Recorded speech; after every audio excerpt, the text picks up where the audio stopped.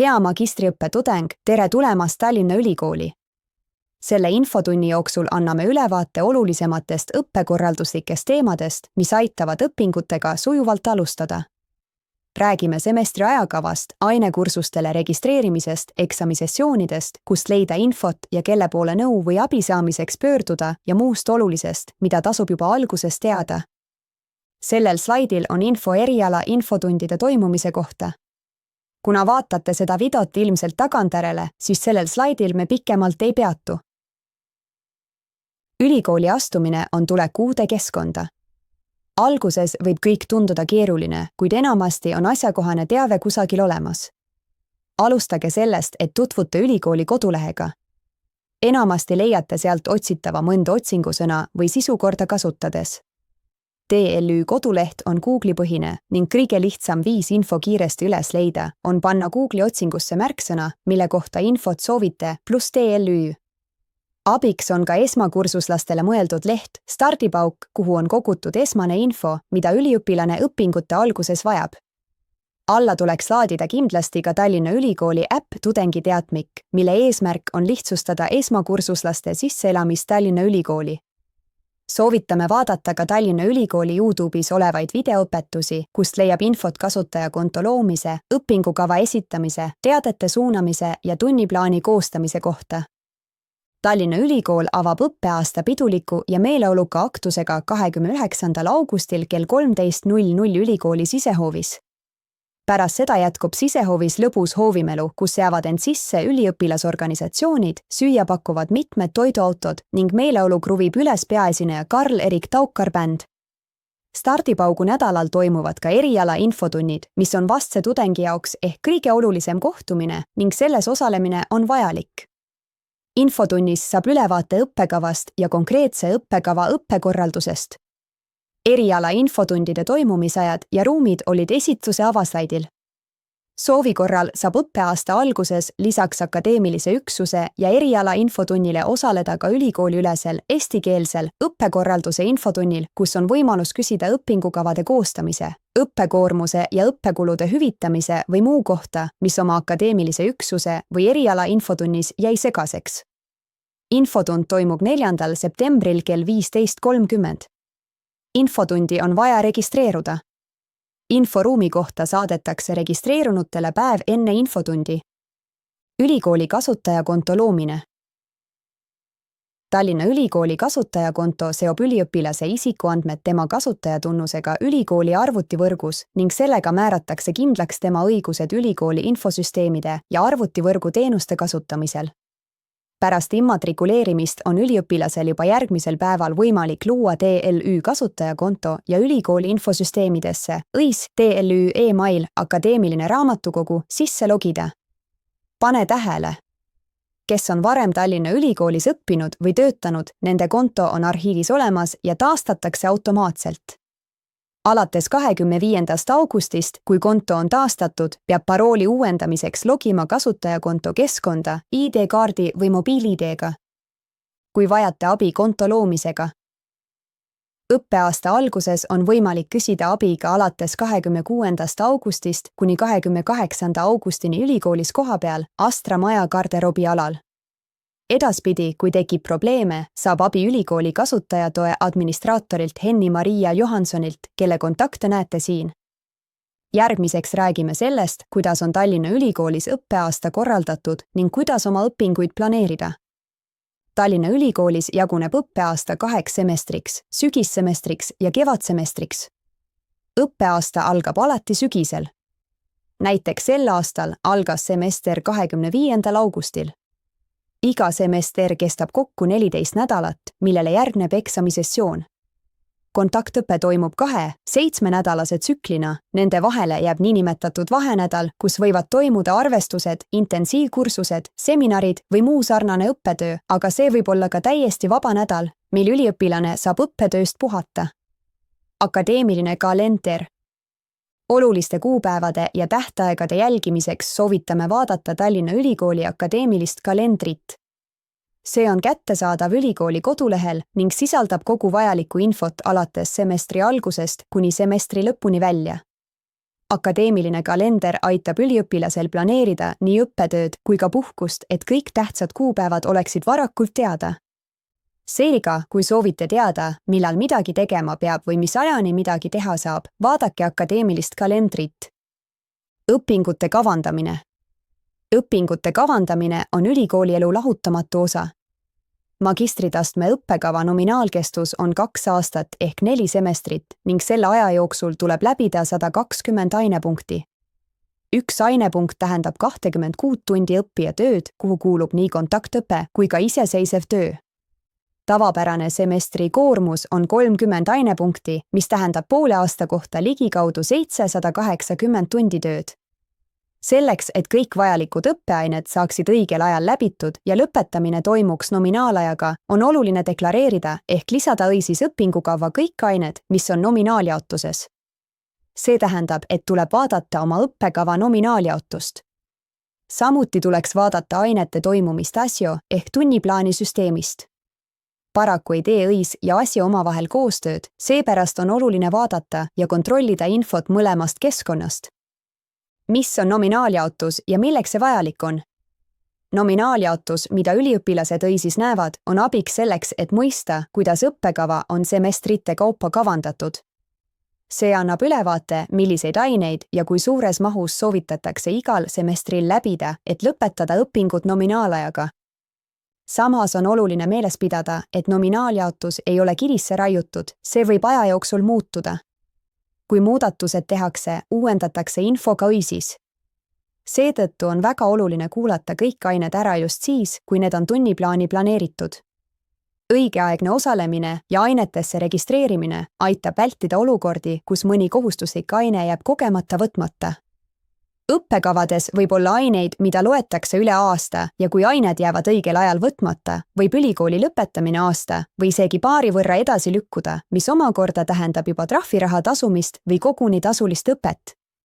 Kui õpingute kavandamisele pühendada alguses veidi rohkem tähelepanu, aitab see hiljem hoida tempot ja vältida olukorda, kus semestri lõpus tekib ülekoormus või vastupidi, mõni oluline aine jääb võtmata.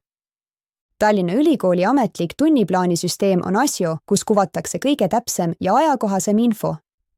ASIOst näeb, millal ja kus loeng toimub, kes seda annab või kas loeng jääb hoopis ära. Näiteks, kui õppejõud on haigestunud, lisatakse see info esimesel võimalusel ASIOsse. Tähelepanu! õis ja ASIO ei ole omavahel ühendatud. See tähendab, et õisis olev rakendus Minu tunniplaan ei pruugi kuvada tunniplaanis toimunud muudatusi, näiteks võib seal olla vale ruum, aeg või kui samal ainel on mitu kuulajate rühma, sest vahel on suurtes ainetes, nagu näiteks haridusteaduste instituudi ained, kuulajad jaotatud väiksematesse rühmadesse, siis võite näha kõikide rühmade loengute toimumise aegu. Seepärast tuleb oma tunniplaani kontrollida alati just ASIOst. ASIO võimaldab loenguid otsida mitut moodi, aine nimetuse või koodi järgi, samuti õppejõu nime või ruumi alusel.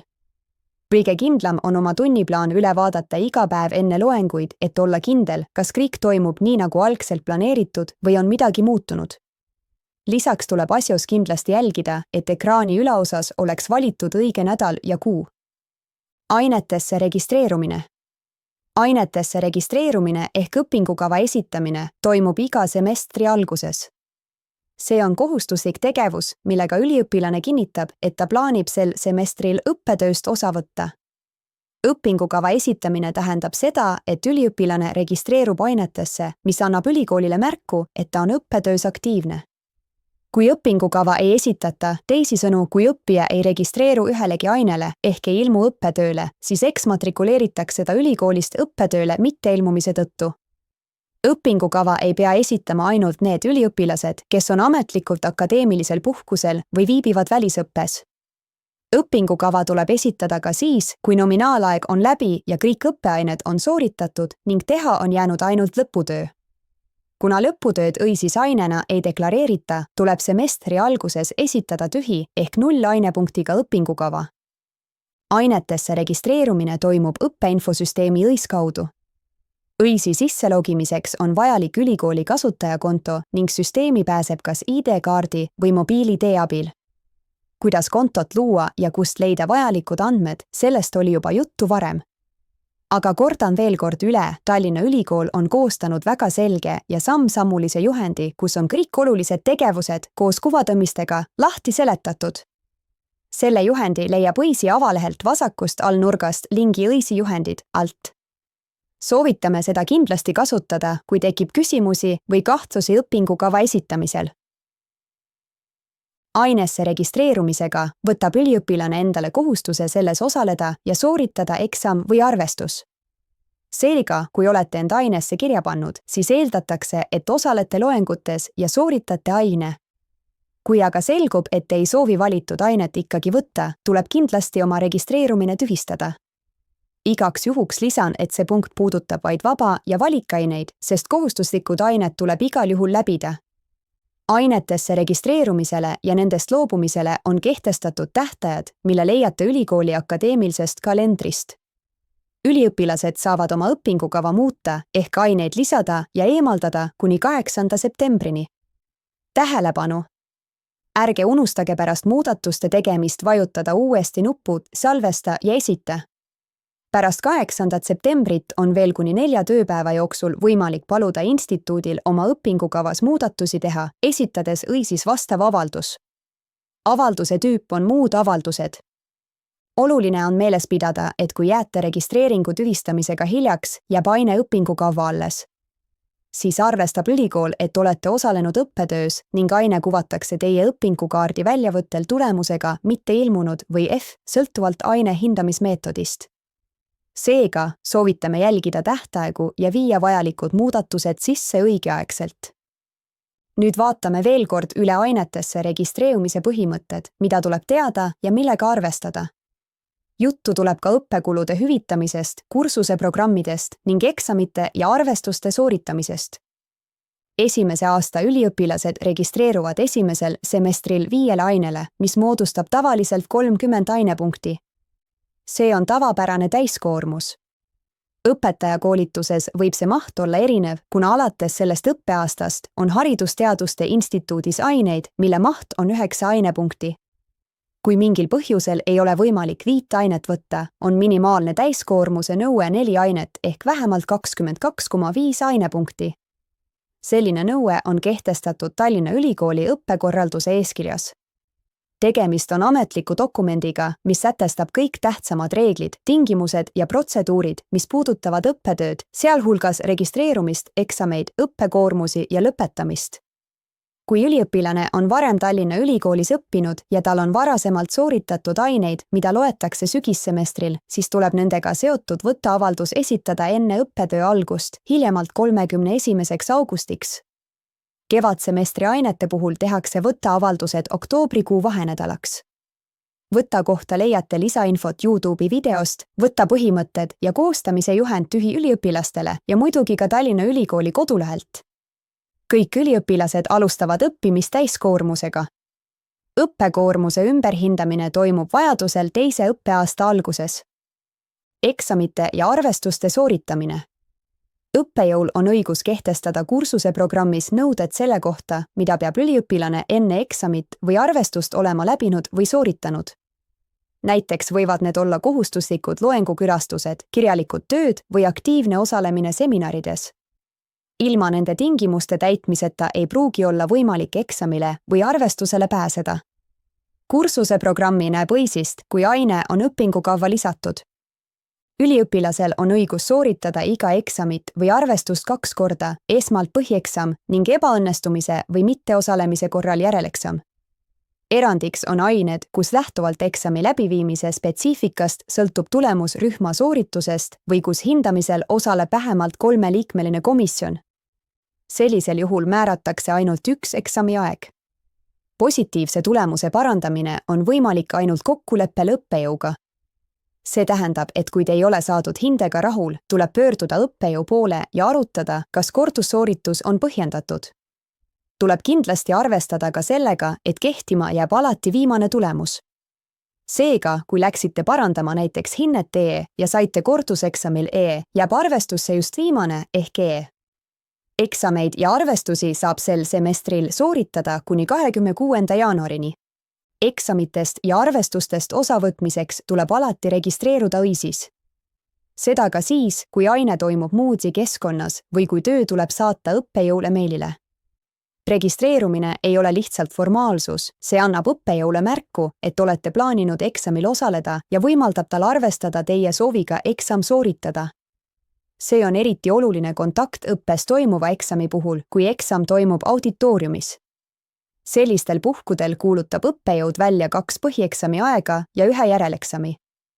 Üliõpilasel on võimalus valida, kummal põhieksami ajal ta osaleb, seega on valikuvõimalus olemas. Kui eksamile registreerumise tähtaeg on möödunud, kaob eksami kuupäev õisi vaates üliõpilase jaoks ära. Seetõttu soovitame alati panna kõik eksami kuupäevad kirjaga oma isiklikku kalendrisse või märkmikku, nii ei teki ebakindlust ega ärevust enne eksamit, kas registreerumine ikka sai tehtud. Registreeruma peab ka siis, kui aine lõpeb iseseisva töö esitamisega. Järeleksamile registreerumine on aga ülioluline ja kohustuslik. Kui põhieksami tulemuse saab õppejõud vajadusel õisi sisestada ka ilma eraldi registreerimiseta, sest õppijate nimed on hindamislehel juba olemas, siis järeleksami puhul seda võimalust ei ole. Kui te ei ole järeleksami nimekirjas, ei saa õppejõud teie tulemust sisestada ja eksam ei lähe arvesse. Kui üliõpilane ei saavuta aines positiivset tulemust ei põhieksamil ega järeleksamil, on tal võimalus ainet 1 kord tasuta korduskuulata. Kui aga ka korduskuulamisel ei õnnestu ainet positiivselt sooritada, tuleb aine läbida tasuliselt läbi DLÜ avatud akadeemia. See kehtib ka nendele üliõpilastele, kes õpivad tasuta või on õppekulude hüvitamisest vabastatud. Tasuta kõrgharidus. Tasuta kõrgharidus tähendab, et üliõpilane peab igas semestris läbima vähemalt 30 ainepunkti mahus õppekavajärgseid aineid. Arvesse lähevad ainult need ained, mis on õppekavas. Siia alla kuuluvad nii erialaained kui ka vaba- ja valikained. Kui üliõpilasele on määratud tasandusmooduli läbimine, näiteks õpetajakoolituse üliõpilased, tuleb arvestada sellega, et need ained, mis ületavad vabaainete mahtu, ei aita täita õppekava. Tasandusmooduli aineid õpitakse nii-öelda ekstra. Nende üliõpilastega, kes peavad tasandusmooduli aineid kuulama, lepitakse ained kokku individuaalse kohtumise käigus. Kohtumise aja määrab õppekava juht. Kui semestri jooksul jääb õppekava täitmata rohkem kui 6 ainepunkti mahus, esitab ülikool õppijale trahviarve juba 1. semestri lõpus. Trahvisumma on 50 eurot iga puuduva ainepunkti eest. Näiteks, kui jääb tegemata 2 ainet ja kogute vaid 18 ainepunkti, siis tuleb ülikoolile hüvitada 6 korda 50 eurot ehk kokku 300 eurot. Tähelepanu! Trahvi ei pea maksma need üliõpilased, kes õpivad eritingimusel, näiteks õpetajakoolituse üliõpilased. Sellest, kellele lisaks õpetajakoolituse üliõpilastele eritingimus laieneb, vaatame järgmisel slaidil. Tasub ka tähele panna, et võtaga ülekantud ained ei lähe 1. semestril koormuse täitmise arvestusse ehk ülikoolis jätkamiseks peab olema kogutud vähemalt 15 EAP-d uusi õppekavajärgseid aineid, mis on osakoormuses õppimise miinimumnõue. Eritingimusel õppivad üliõpilased. Õppekulude hüvitamist ei nõuta nende üliõpilaste käest, kes ei kogu nõutud mahus ainepunkte, kuid jätkavad õpinguid samal õppekaval ja kelle puhul esineb mõni järgmistest asjaoludest. On tuvastatud keskmine, raske või sügav puue. On osaline või puuduv töövõime. Kasvatatakse alla 7-aastast last või puudega last. Õpitakse õppekaval, mille lõpetamisel omandatakse õpetajakutse. Ollakse valitud üliõpilasesindusse või töötatakse üliõpilaskonna kontoris. Alla 7-aastase lapse kasvatamise korral tuleb esitada avaldus õisis valikust muud avaldused ning lisada juurde vastav dokument. Töövõime languse või puude, sealhulgas puudega lapse kasvatamise korral, tuleb aga pöörduda ülikooli erivajadustega õppijate nõustaja poole. Tallinna Ülikoolis on erivajadustega üliõpilaste nõustaja Kai Rannastu. Ange tähele, et kui teile on määratud eritingimus, kuid mis lõpeb õpingute ajal, näiteks laps saab 7-aastaseks, tuleb edaspidi õppekulusid hüvitada vastavalt ülikoolis kehtestatud korrale. Kui üliõpilane katkestab õpingud omal soovil ehk taotleb eksmatrikuleerimist pärast 70 kalendripäeva möödumist kontaktõppe algusest, mis on sel õppeaastal 9. novembril, tuleb tal tasuda õppeteenustasu. Näiteks, kui üliõpilane on registreerunud 30 ainepunktile ja katkestab õpingud pärast 70. päeva ehk pärast 9. novembrit 2025, tuleb tal tasuda õppetasu nende ainepunktide ulatuses, mis jäid sooritamata. Õppetasu arvestatakse proportsionaalselt õpitud ajaga. Aluseks võetakse semestri päevade arv kontaktõppe algusest kuni semestri lõpuni ning hüvitamisele kuuluvate õppetasude kogusumma. Täiendav info Tallinna Ülikooli kodulehelt, õppetasu maksmine eksmatrikuleerimisel. Lisaks tuleb arvestada, et kui üliõpilane on õppinud tasuta samal kõrgharidusastmel vähemalt 365 kalendripäeva ja otsustab seejärel õpingud katkestada, ei ole tal võimalik uuesti tasuta õppekohale kandideerida enne, kui eksmatrikuleerimisest on möödunud 10 aastat. Seda arvestatakse kuupäeva täpsusega, ehk kui viimane eksmatrikuleerimise kuupäev oli näiteks 10. märtsil, saab uuesti tasuta kõrgharidust omandama asuda alles 10. märtsil 10 aastat hiljem. Kuid ka siin on erisusi, see ei puuduta õpetajakoolituse üliõpilasi. Õpingutega alustamine võib tekitada palju küsimusi. Kust leida teavet? Kuidas kõiges orienteeruda? Või kelle poole vajadusel pöörduda? Järgnevalt tutvustame teile Tallinna Ülikooli kodulehte keskendudes eelkõige õppeinfolehele. Vaatame, kuidas sinna jõuda ja millist teavet sealt leiab. Kõige parem koht, kust alustada, on Tallinna Ülikooli koduleht. Valige menüüst õpingud, õppimine ja seejärel alamvalik õppeinfo. Õppeinfo lehelt leiab ühes kohas kokkuvõtlikult kõige olulisema info, mida on õppimise ajal vaja teada, alates toetustest ja nõustamisest kuni akadeemilise puhkuse ja eksmatrikuleerimiseni. Õppeinfo lehelt leiate järgmised alajaotused, millele vajutades avaneb täiendav teave. Õppenõustamine. Kui vajate nõu õppimise korraldamisel, millele te kodulehelt infot ei leia, pöörduge õppenõustaja poole. Lehel on olemas kontaktid ja info, kuidas kohtumist kokku leppida. Kui eelistate suhelda telefoni teel, tasub olla kannatlik, sest kui õppenõustaja teie helistamise ajal kedagi nõustab, ei saa ta telefonile vastata, seepärast soovitame saata e-kiri, nii jääb ka suhtlusest kirjalik jälg. Toetused ja stipendiumid. Kui soovite teada, milliseid toetusi ja stipendiume üliõpilastele pakutakse, leiate siit info vajaduspõhiste, erialaste ja tulemusstipendiumide kohta ning juhised, kuidas neid taotleda. Õppekulude hüvitamine. See jaotis aitab mõista, millal tuleb õppimise eest tasuda, kui palju ja mis tingimustel on õppimine tasuta. Võta ehk varasemate õpingute ja töökogemuse arvestamine. Kui olete varem õppinud või töötanud valdkonnas, mis kattub praeguse õppekavaga, võib neid kogemusi üle kanda.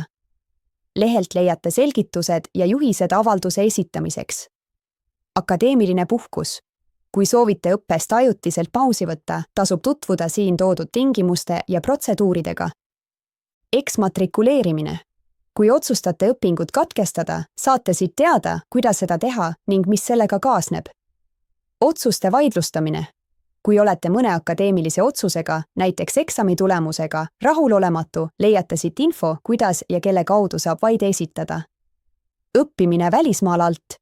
Leiate teavet, millised on õppimisvõimalused partnerülikoolides, kuidas kandideerida ning millised tingimused tuleb täita. Õppimine külalisüliõpilasena Eestis. Kui soovite õppida teises Eesti kõrgkoolis üksikuid aineid, saate siit teada, kuidas toimub registreerimine ja millised on tingimused. Lõputööde juhendamine. Sellest jaotisest leiab teavet lõputööde protsessi kohta, kuidas valida teemat ja juhendajat ning milliseid tähtaegu tuleb järgida. Kui liikuda lehel allapoole, näete jaotist infosüsteemid ja kasutusjuhendid. Siia on koondatud lingid, mille kaudu saab kiirelt ja lihtsalt ligi erinevatele süsteemidele ja neid tutvustavatele juhenditele.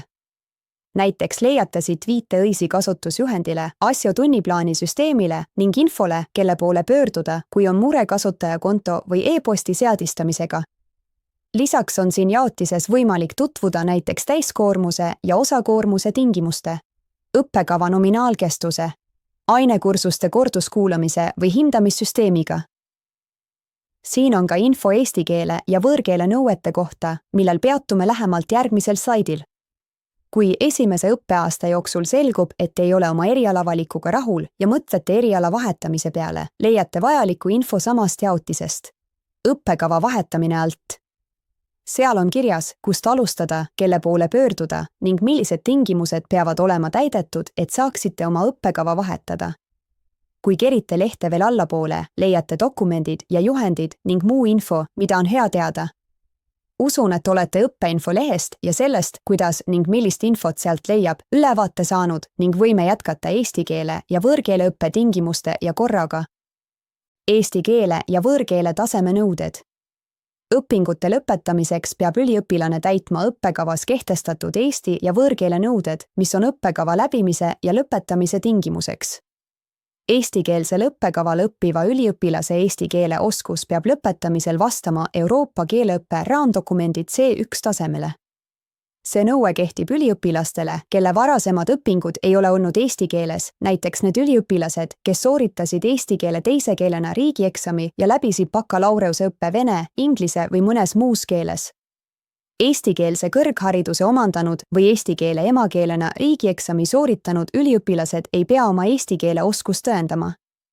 C1 taseme olemasolu tõendatakse kas riikliku, Harnos sooritatud C1 taseme eksamiga või ülikoolis läbitud eesti keele C1-2 ainekursusega.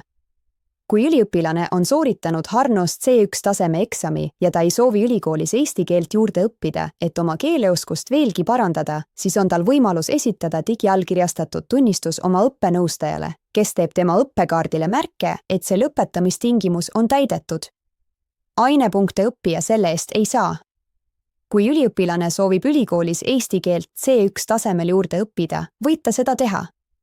Õpetajakoolituse üliõpilastele pakutakse spetsiaalselt neile mõeldud eesti keele kursuseid.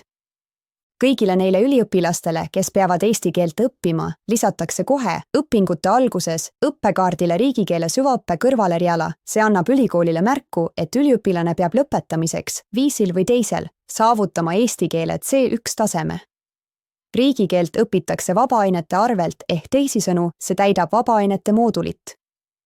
Kõik eestikeelsele õppekavale vastu võetud üliõpilased, kelle varasema hariduse õppekeel ei olnud eesti keel ja kes ei ole sooritanud Harnos, endises Innoves eesti keele taseme eksamit, peavad sooritama sügissemestri eelnädalal eesti keele paigutustesti. Paigutustesti alusel määratakse üliõpilasele õppetase, millelt ta alustab eesti keele õppimist. Paigutustest toimub esmaspäeval, 25. augustil hommikul kell 8 auditooriumis M218 ehk Tallinna saalis. Humanitaarteaduste instituudis on õppekavasid, kus on ette nähtud ühe erialase inglise keele kursuse läbimine.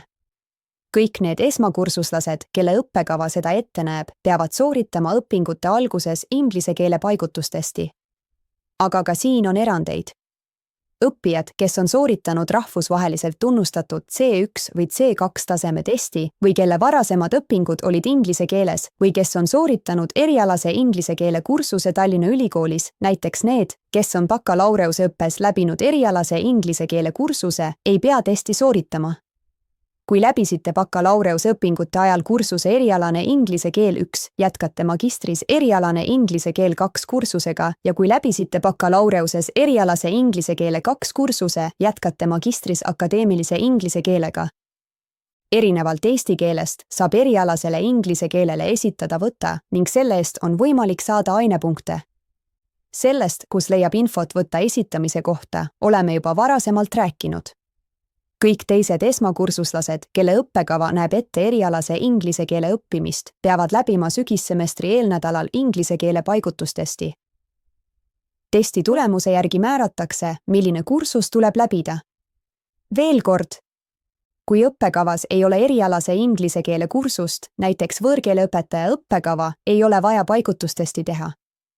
Testi saab teha 25. kuni 27. augustini Moodle'i keskkonnas. Lisainfot inglise keele paigutustesti kohta leiab stardipaugu lehelt. Nüüd kordame veel kord üle, kelle poole tuleks pöörduda, kui tekib mõni küsimus või mure. Kui küsimus puudutab konkreetse aine sisu, ülesandeid või näiteks eksami tingimusi, siis tuleks pöörduda otse õppejõu poole. Tema oskab sellistele küsimustele kõige täpsemalt vastata. Kui küsimus on üldisem, näiteks mõni mure, ettepanek või tagasiside õppimise korralduse kohta, siis on olemas üliõpilasesindus, kes seisab tudengite huvide eest. Kui vajate tuge oma õpingute planeerimisel, ei tea, milliseid aineid valida või millal midagi teha, siis tasub kindlasti ühendust võtta õppenõustajaga. Kui aga mure on natuke sügavam, näiteks on teil raske leida motivatsiooni, tekib ärevus või vajaksite emotsionaalset tuge, siis saab pöörduda nõustamiskeskusesse, kus töötavad spetsialistid, kes aitavad ka selliste teemadega. Ja kui küsimus puudutab stipendiume või õppetoetusi, siis aitab ülikooli õppeosakond. Kui saadate kellelegi e-kirja, siis palun pange teemareale lühidalt, millest kiri räägib, näiteks küsimus ainevaliku kohta või stipendiumi taotlemine. Kirja lõppu kirjutage kindlasti oma nimi, õppekava ja soovitatavalt ka sisseastumise aasta. See teeb vastamise palju kiiremaks ja lihtsamaks. Siin slaidil näete veel kord Humanitaarteaduste Instituudi õppenõustajate kontakte. Kui teie õppekavaks on eesti keele ja kirjanduse õpetaja, keeleteadus ja keeletoimetamine või kirjandusteadus, siis on teie õppenõustaja Helina Puksmann. Kui teie erialaks on ajalugu, ajaloo ja ühiskonnaõpetuse õpetaja, kirjalik tõlge, linnakorraldus, võrdlev filosoofia või võõrkeeleõpetaja, on teie nõustaja Signe Steenpilm. Aasia uuringute eriala puhul nõustab Alissa Ivanova. Eesti uuringute üliõpilasi nõustab Siiri Saar. Ja lõpetuseks, kui teil tekib mõte ning soov minna välismaale õppima või praktikale, mida me väga soovitame, siis tasub ühendust võtta meie rahvusvahelistumise koordinaator Maris Petersiga. Kõigi nende kontaktid ja ruuminumbrid leiate saidilt. Pöörduge julgesti, kui tekib küsimusi. Aitäh, et vaatasite seda esitlust ja võtsite aega olulise info läbitöötamiseks.